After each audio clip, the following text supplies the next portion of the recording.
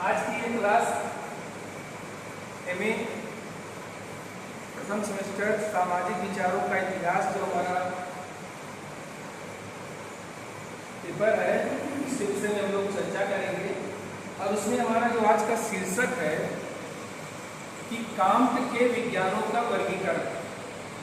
Can't ने जो सिद्धांत दिया है हायरार्की ऑफ साइंसेस या कहिए कि विज्ञानों का पदानुक्रम, ठीक है। तो उन्होंने अपना एक सिद्धांत जो दिया था, आज हम उसकी चर्चा करेंगे। इसको शुरू करने के पहले थोड़ा सा मैं आपको बैकग्राउंड में ले जाना चाहूँगा। आपको पता है कि जब फ्रांस की क्रांति हुई थी उस समय समाज की हालत बहुत ही अस्त व्यस्त था और इसी क्रम में समाज को एक नई दिशा देने और एक रूपरेखा प्रस्तुत करने के लिए अगस्त कांट, जिन्हें हम फादर ऑफ सोशियोलॉजी के नाम से भी जानते हैं, ने एक नए विषय समाजशास्त्र की रचना की या एक नया विषय जिसे समाजशास्त्र का उन्होंने नाम दिया। आपको यह भी ज्ञात है कि समाजशास्त्र का नाम देने से पहले उन्होंने इस नवीन विज्ञान का नाम क्या दिया था? सामाजिक भौतिकी, सोशल फिजिक्स नाम दिया था। बाद में उन्होंने इसका नाम बदलकर समाजशास्त्र दिया। तो इस नवीन शास्त्र या नवीन विज्ञान को देने के पीछे उनका मंतव्य यही था कि समाज की जो बिगड़ी व्यवस्था है समाज का, उसका अध्ययन हम एक नए शास्त्र के अंतर्गत रहकर ही करें।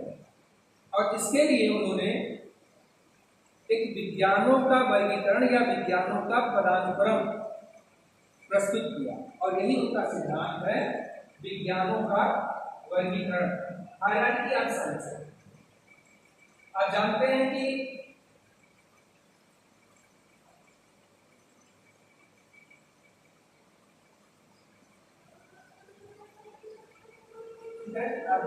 कि समाजशास्त्र को स्थापित करने के लिए उन्होंने जो सिद्धांत दिया था और उन सिद्धांतों में उन्होंने जो महत्वपूर्ण इस विज्ञानों के वर्गीकरण में दो सिद्धांत बड़े महत्वपूर्ण थे उनके, जो या कहिए कि दो नियम बड़े महत्वपूर्ण थे। वो नियम क्या थे जिनके आधार पर उन्होंने यह प्रस्तुत किया? तो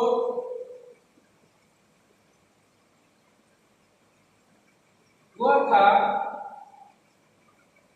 बढ़ती हुई निर्भरता का सिद्धांत। बढ़ती हुई निर्भरता का सिद्धांत कि उन्होंने कहा कि ज्ञान या विज्ञान की प्रत्येक शाखा अपने से पूर्व के विज्ञानों पर आश्रित होती है।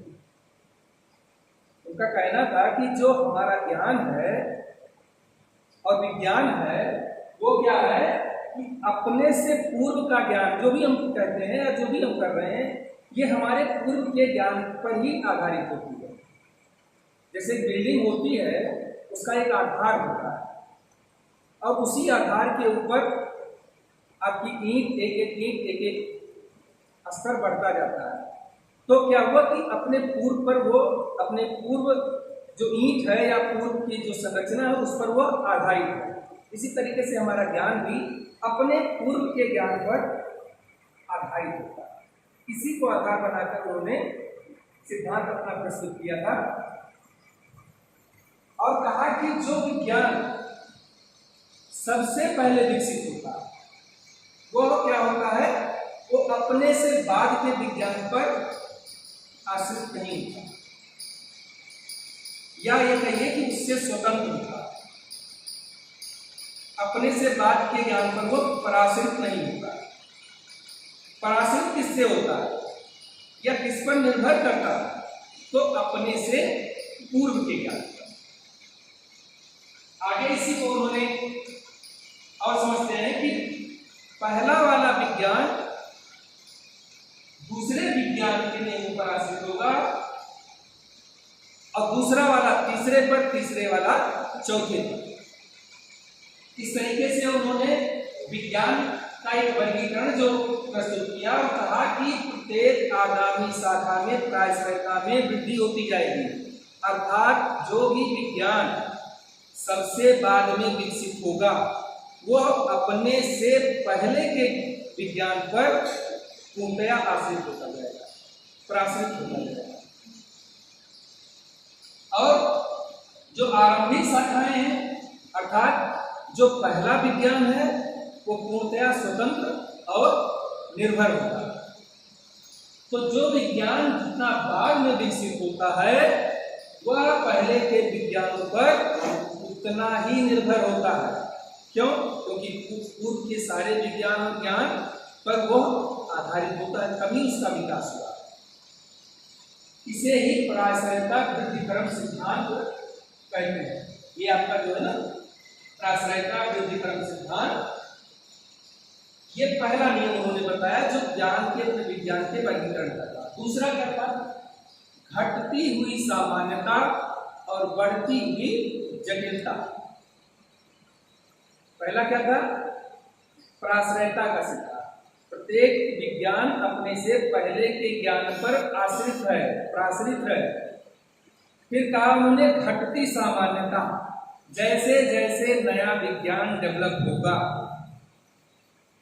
उसके सामान्यता घटती जाएगी। इस सामान्यता को घटने का क्या मतलब होता है? जनरलाइज, मतलब कि उसकी विशेषताएं सीमित होती जाएंगी। जो ज्ञान सबसे ज्यादा जो है सबसे पहले विकसित हुआ है उसमें सामान्यता के गुण ज्यादा है। मतलब समानता का गुण मतलब उसके जो गुण है वो हर जगह पाए जाते हैं, हर जगह। जैसे गणित, उन्होंने गणित को ही सबसे पहला विज्ञान माना और अपना आधार माना। तो जैसे गणित, तो गणित के नियम क्या है? गणित के नियम वो हर जगह सामान्य है, हर जगह पाए जाते हैं। जो नियम आज यहाँ पर है वही नियम दूसरी जगह पर, वही नियम तीसरी जगह पर, उसमें कोई परिवर्तन आपको देखने को नहीं मिलेगा।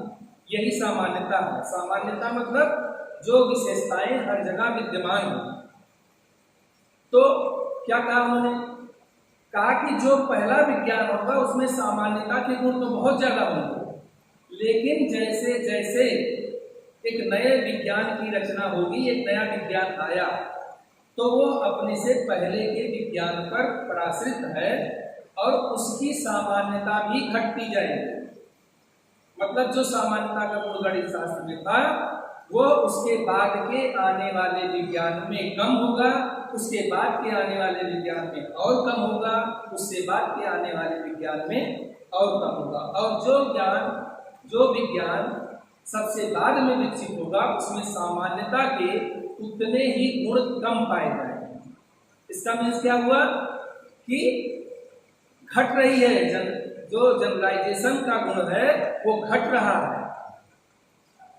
वो घट। लेकिन साथ ही साथ क्या है कि अगर सामान्यता का गुण घट रहा है तो जटिलता भी बढ़ रही है।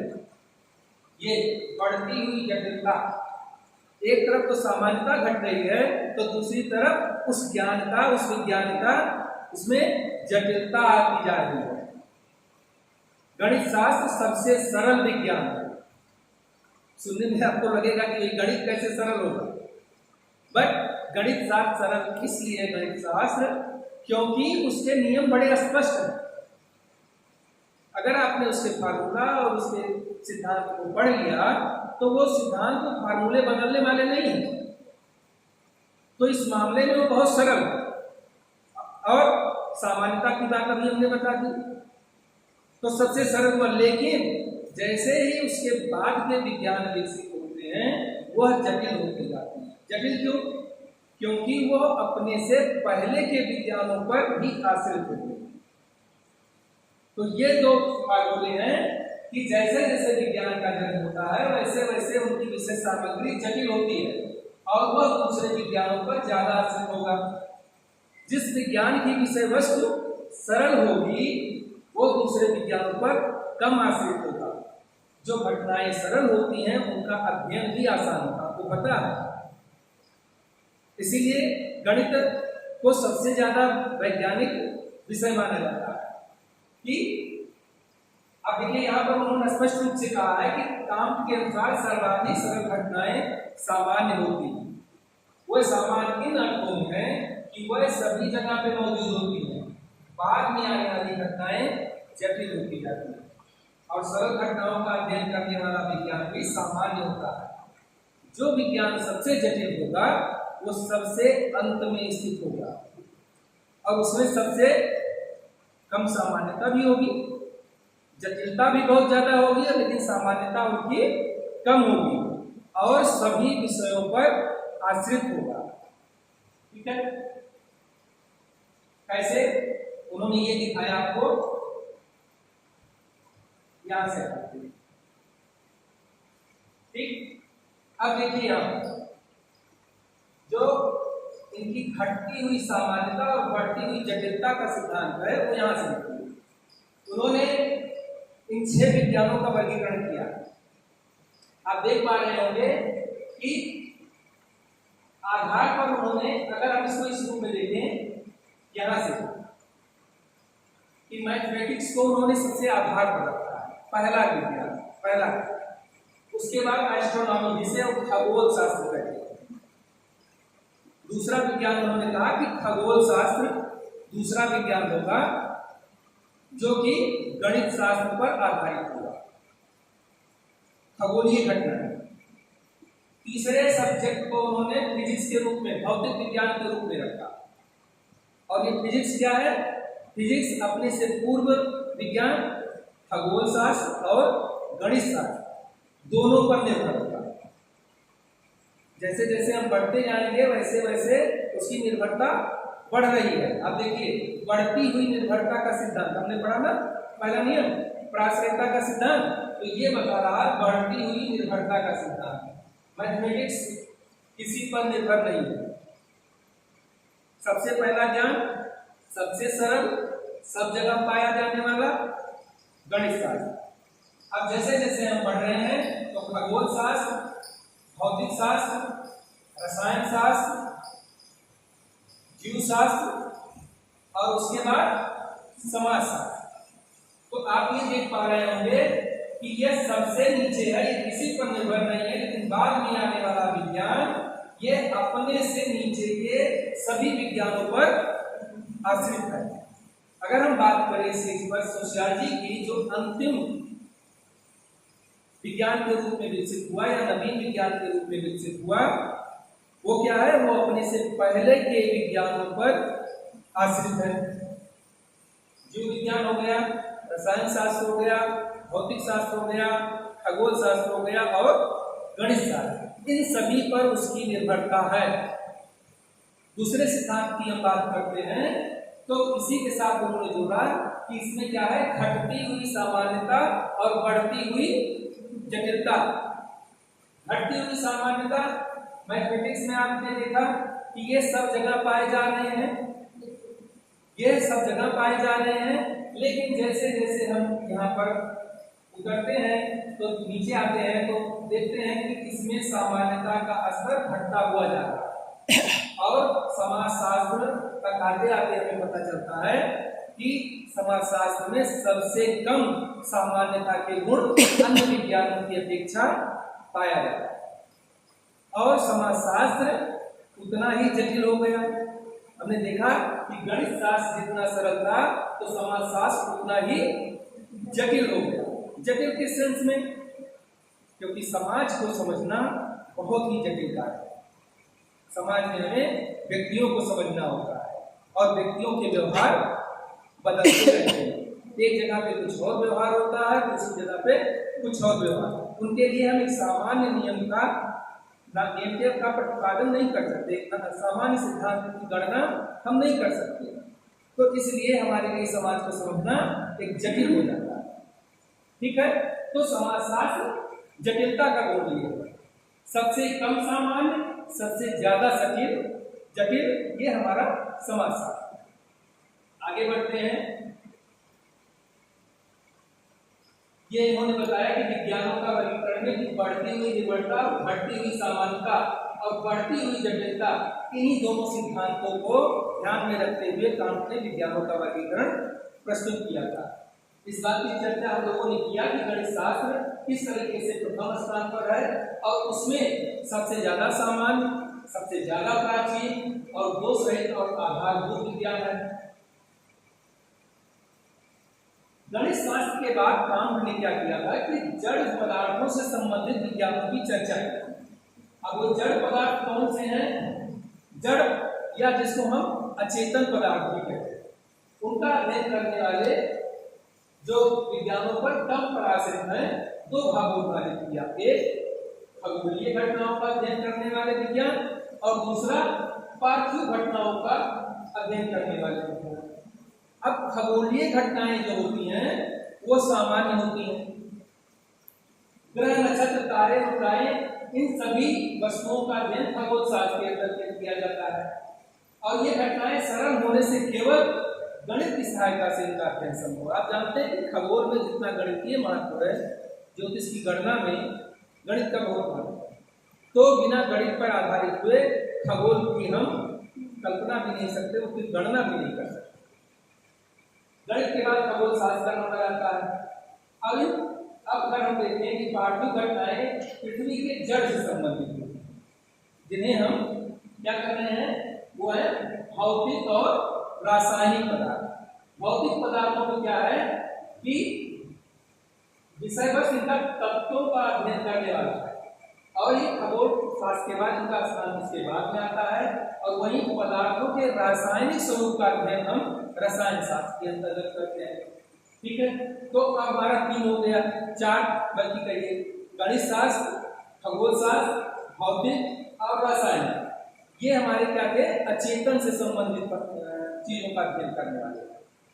गणित शास्त्र हो गया, उसके बाद हमारा अचेतन, ठीक, जिसमें हमने खगोल शास्त्र, भौतिक, रसायन का लिया। अभी चेतन पदार्थों से संबंधित विज्ञान कौन से? तो चेतन घटनाएं अधिक जटिल होती हैं। इन घटनाओं को हम 2 भागों में विभाजित कर सकते हैं। कौन से? व्यक्तिगत और सामूहिक। अब देखा जाए कि व्यक्तिगत घटनाओं के अंतर्गत वनस्पत और पशु जगत की समस्त शारीरिक क्रियाएं आती हैं। कांट ने जो जीवशास्त्र कहा कि जीवशास्त्र समस्त जीवन और उससे संबंधित सामान्य नियमों का विज्ञान है और जीवशास्त्र क्या है कि गणित, खगोल, भौतिक और रसायन शास्त्र पर निर्भर करता है। जीव विज्ञान की बात कर रहे हैं, बायोलॉजी।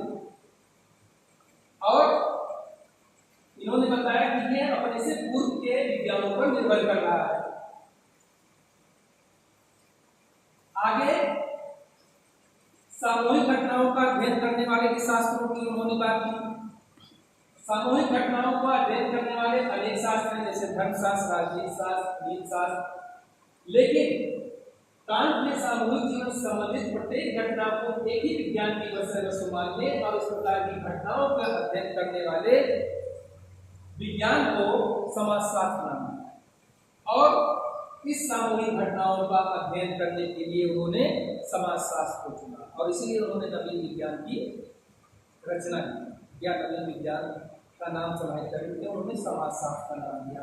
और समाजशास्त्र चूंकि सबसे ज्यादा सभी विषयों पर आश्रित है तो इसलिए यह अंतिम विज्ञान माना गया और विज्ञानों के संस्करण में इसे सर्वोच्च स्थान प्रदान किया गया। हायरार्की ऑफ साइंसेस, यहाँ से आप इस डायग्राम को देखिए, वही डायग्राम कि ये मैथमेटिक्स, एस्ट्रोनॉमी, फिजिक्स मतलब गणित शास्त्र, खगोल शास्त्र, भौतिक शास्त्र, रसायन शास्त्र, जीव विज्ञान और समाजशास्त्र। ये यहाँ से आप देखेंगे इंक्रीजिंग कॉम्प्लेक्सिटी मतलब बढ़ती हुई जटिलता और यहाँ से डिक्रीजिंग जनरलिटी मींस घटती हुई सामान्यता। इस डायग्राम से आपको पता चलेगा कि यहाँ से तो हम जटिलता की तरफ बढ़ रहे हैं और यहाँ से हम घटते हुए सामान्यता की तरफ बढ़ रहे हैं। नेक्स्ट स्लाइड में देखते हैं ये विज्ञानों का सोपान क्रम। इस चीज की चर्चा हमने की कि पहला इन्होंने सबसे शीर्ष पर समाजशास्त्र, फिर जीव विज्ञान जिसको हम प्राण शास्त्र कह रहे हैं, रसायन शास्त्र, भौतिक शास्त्र, खगोल शास्त्र और गणित। इनकी अलग अलग इस तरीके से गणित जो स्वतंत्र है और समाजशास्त्र अपने से पहले के सभी विज्ञानों पर आश्रित है। कांट कहते हैं कि संस्करण में दिए गए क्रम के अनुसार ही विज्ञानों का अध्ययन किया जाना चाहिए। उनका कहना था कि अगर विज्ञानों का आपको अध्ययन करना है तो इसी संस्करण के आधार पर जो उनका विकास क्रम है इसी आधार पर करना चाहिए। और इस संस्करण में समाजशास्त्र अपने शीर्ष स्थान पर है।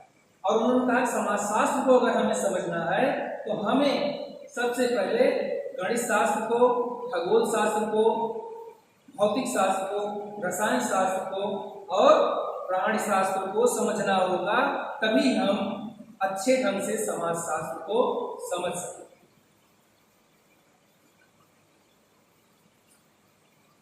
अगर हम कांट की यह बातें देखें तो उन्होंने कहा कि यह जो वर्गीकरण है यह यथार्थता के साथ विभिन्न विज्ञानों की सापेक्षिक पूर्णता पर आधारित था।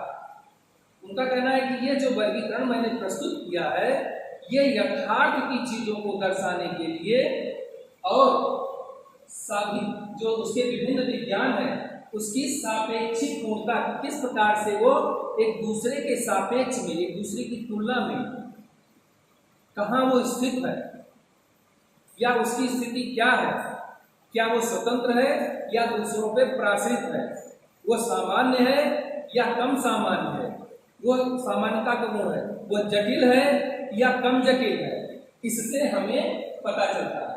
तो घटनाएं जितनी नियमबद्ध और सामान्य होती हैं वो उतनी ही अन्यों पर निर्भर होती है, उनकी यथार्थता और परिशुद्धता उतनी अधिक होती है जैसे कि गणित शास्त्र। धन्यवाद।